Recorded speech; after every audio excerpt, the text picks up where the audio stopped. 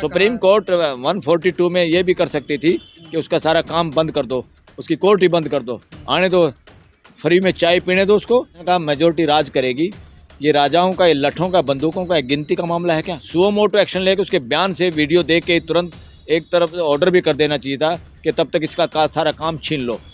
पता नहीं तब तक तो वो क्या फैसले देगा। मामलों में उलझाना चाहते हैं मंदिर मस्जिदों के, ताकि ध्यान उधर चला जाए।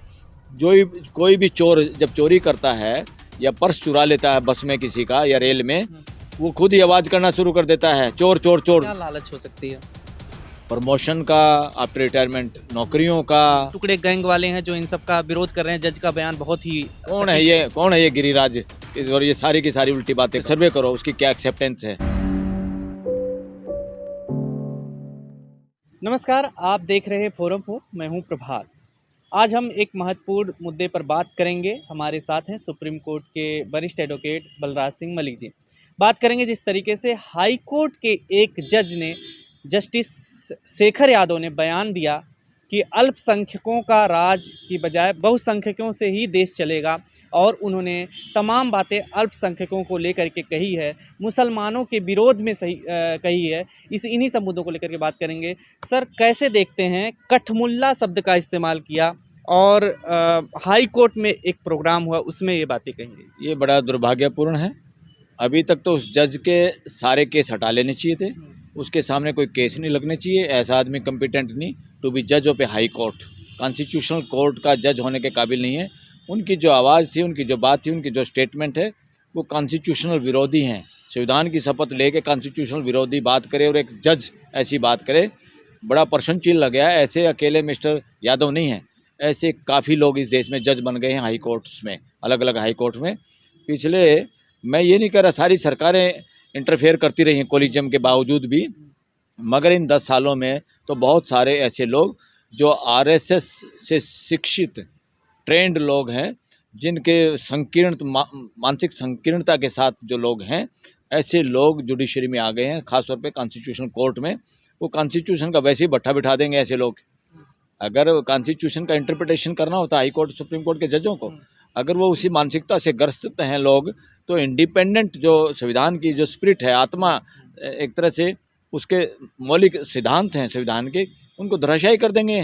तो ऐसे लोगों से तो देश बचाना है, और उसको तो कोई काम ना दे के खाली बिठाना चाहिए, ताकि वो शर्मा के अपने आप इस्तीफा दे के भाग जाए।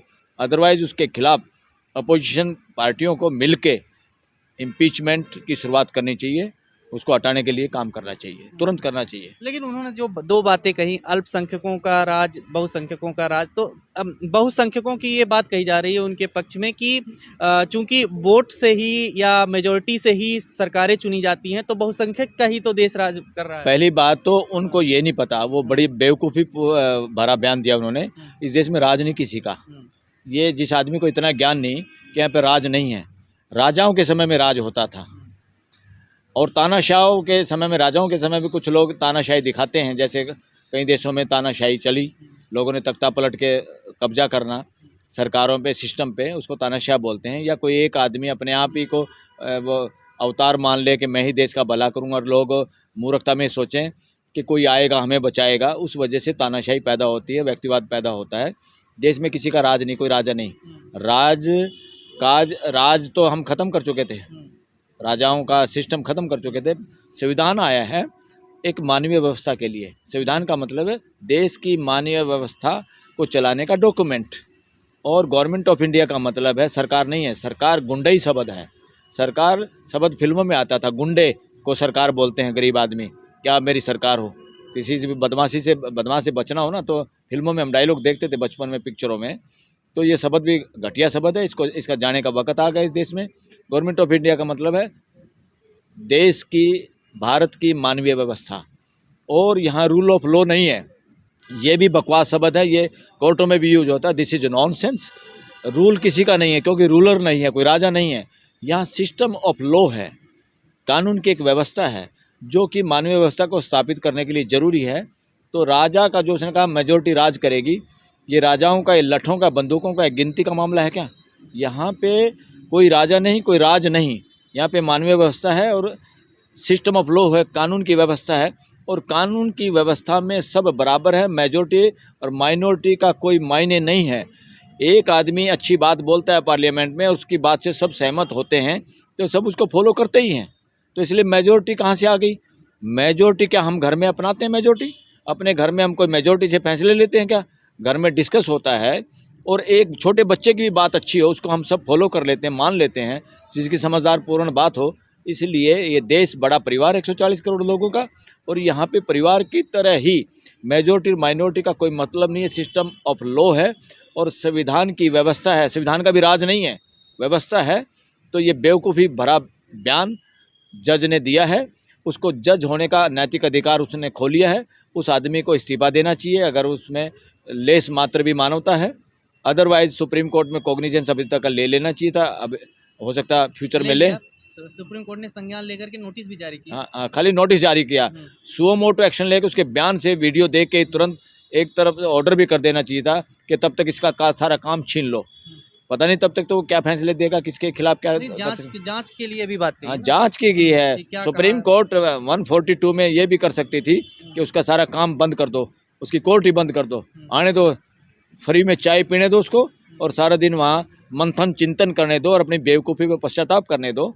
उसका काम छीन लेना चाहिए। नहीं, क्या बात कहने का अधिकार नहीं है जज को? अपनी पर्सनल स्पेस में वो कह रहे हैं, पर्सनल बात कर रहे हैं, लेकिन हाई कोर्ट में जो प्रोग्राम हुआ उस पर सवाल उठा। क्या हाई कोर्ट में प्रोग्राम नहीं होने चाहिए? प्रोग्राम होने चाहिए।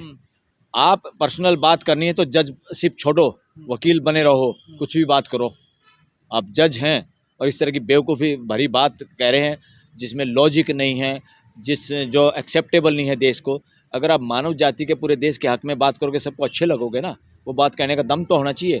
इससे साबित होता है उनकी अपनी मानसिकता कुछ है ही नहीं, ये वो ट्यूटर्ड मानसिकता का आदमी है। किसी ने परिषद का कार्यक्रम था सर, किसी ने सिखाया है या किसी के कहने पे बोला है या किसी लालच में बोला है। एक साफ सुथरा साफ समझ का संविधान को जानने वाला आदमी, कोई भी आदमी किसी भी जाति और रिलीजन से संबंधित रखता हो तब भी ऐसी बात नहीं कर सकता। क्या लालच हो सकती है? प्रमोशन का, आफ्टर रिटायरमेंट नौकरियों का, और किसी के कहने पे, जिन्होंने जज बनने में मदद की होगी उनके कहने पे कोई बयान दिया होगा। लेकिन केंद्रीय मंत्री गिरिराज सिंह कह रहे हैं टुकड़े टुकड़े गैंग वाले हैं जो इन सब का विरोध कर रहे हैं। जज का बयान बहुत ही कौन है ये गिरिराज, और ये सारी की सारी उल्टी बातें करता है। देश में सर्वे करो उसकी क्या एक्सेप्टेंस है। बेवकूफ़ी भरी बात करते हैं। ये 140 करोड़ का देश है, परिवार है, और हमारा सबसे बड़ा परिवार 700 करोड़ का इस धरती पे रहने वाला हर आदमी का। ये हमें बातें तो करते वसुदेव कुटुंबकम की, और बड़ी बड़ी बातें करते हैं, और काम इनके इतने छोटे हैं, इतने घटिया हैं। ये कोई बातें हैं कि वो जहाँ भी ठेकेदार बनते हैं, हिंदू धर्म के ठेकेदार बनते हैं। हिंदू धर्म का सबसे ज़्यादा विनाश और नुकसान अगर कोई पहुँचा रहा है सनातन परंपरा का, आरएसएस और उसके चेले चांटे कर रहे हैं। क्या सर विश्व हिंदू परिषद का कार्यक्रम जो हो रहा है उस पर भी सवाल उठ रहे हैं? क्या होने चाहिए हाई कोर्ट में इस तरह के कार्यक्रम? हाई कोर्ट में तो होना ही नहीं चाहिए। हाई कोर्ट में कैसे हुआ ये प्रोग्राम? लेकिन वो कह रहे रोक नहीं है ना इस संस्था पे, विश्व हिंदू परिषद। बात रोक की नहीं है। किसी ऑर्गेनाइजेशन में, वकीलों का कोई ऑर्गेनाइजेशन हो तो आप सुप्रीम कोर्ट में कर सकते हैं, उस कोर्ट के प्रेमाइस में कर सकते हैं। प्राइवेट ऑर्गेनाइजेशन को, बाहर के लोगों को कोर्ट में फंक्शन करने की इजाज़त, अगर कोर्ट में हुआ तो मुझे नहीं पता कहाँ हुआ, कोर्ट में करने की इजाज़त ही नहीं होनी चाहिए, देनी नहीं चाहिए थी इजाज़त। ये गलत है, ये ड्रामेबाजी है, ये संस्थाओं पे कब्जा है। संविधान की इसीलिए तो हत्या हो रही है। और संविधान की हत्या कैसे होती है, संविधान को ख़त्म कैसे किया जाता है? उसके उल्टा, उसके सिद्धांतों के खिलाफ काम करने से तो संविधान की हत्या होती है। और कैसे होती है? विपक्ष कह रहा है कि महाभियोग लाएंगे और महाभियोग की तैयारी भी चल रही है। लाना चाहिए, ड्यूटी है उनकी, क्योंकि देश की जनता चाहती है। क्या मैसेज जाएगा महाभियोग लाने से? ये जाएगा कि देश ने जो चाहता है, विपक्ष ने अपनी ड्यूटी पूरी की है। वो महाभियोग सफल हो ना हो तो बाद की बात है, मगर और मैं तो कहूँ बीजेपी के लोग भी, बीजेपी के वो सारे लोग जो संविधान को मानते हैं, इस देश को प्यार करते हैं, 140 करोड़ और धरती के 700 करोड़ लोगों की मानवता में विश्वास करते हैं, वसुदेव कुटुंबकम के अगर असली प्रहरी हैं तो उनको चुपचाप महाअभियोग में साथ देना चाहिए। बेशक बीजेपी सत्ता में हो, यानी सरकार की जिम्मेदारी निभा रही हो, तो उनको उसके बावजूद भी महाभियोग में इसके पक्ष में मतदान करना चाहिए। एक अंतिम सवाल है सर कि जिस तरीके से आम लोगों में ये था कि हिंदू मुसलमान और सारी चीज़ें, अब तो जिस तरीके से जज खुलेआम इस तरीके से स्पीच दे रहे हैं, बयान दे रहे हैं, तो क्या लगता है जज इस तरीके से करेंगे तो फिर कैसे देश चलेगा? संविधान? देखिए, जो बीमारी थी ना देश को, इतने दिनों से जो बीमारी अंदर पल रही थी, सिस्टम में लोग घुसाड़े जा रहे थे या सिस्टम का मिसयूज जो कर रहे थे, अब वो बीमारी जैसे शरीर से बाहर आता, इन्फेक्शन होता है ना, वो शरीर से बाहर आता है तो पता चल जाता है, उसका फिर इलाज करता है आदमी। किसी को बुखार होता है वायरस से या किसी बैक्टीरिया से, जब वो बाहर उसके सिम्टम आते हैं तो डॉक्टर के पास जाता है, उसका इलाज होता है। आज वो बीमारी देश के बाहर आ रही और देश इलाज करेगा। देश की जनता डॉक्टर है और इनका इलाज करेगी इस बीमारी का, जो बीमारी घुस चुकी है देश के अंदर। जो बीमारी इतनी खतरनाक है, जो मानसिकता आज़ादी से पहले के जो एक खतरनाक मानसिकता वाले लोग उस वक्त जो थे, जिन्होंने देश को बंटवाया और अपने सत्ता प्राप्ति के लिए या वर्ण व्यवस्था में अपने आप को सुप्रीम, अपने आप में देश की सत्ता और साधनों पे कब्जा करने के लिए, आज वो ताकतें और भी ज़्यादा अपने आप को ताकत से शाली समझ रही, और देश का विभाजन होगा तो बहुत सारे टुकड़े होंगे, मगर देश की जनता ऐसे नहीं होने देगी। अब देश रूपी, जनता रूपी राजा, जनता रूपी मालिक 140 करोड़ लोग इस बात को समझ रहे हैं और जाति पाति और रिलीजन की दीवारों को फांद के, तोड़ के सारे लोग मुट्ठी मिला के इसका इलाज करेंगे। लेकिन जनता तो अब सर मस्जिदों और मंदिरों पर बात कर रही है, हर मस्जिद में इनके नीचे मंदिर बता रही है। ये जानबूझ के जितने बदमाशी सरकार करती है, मशीन से गड़बड़ करके चोरी चकारी की सरकार देश में बनी हुई है, राज्यों में बना ली है।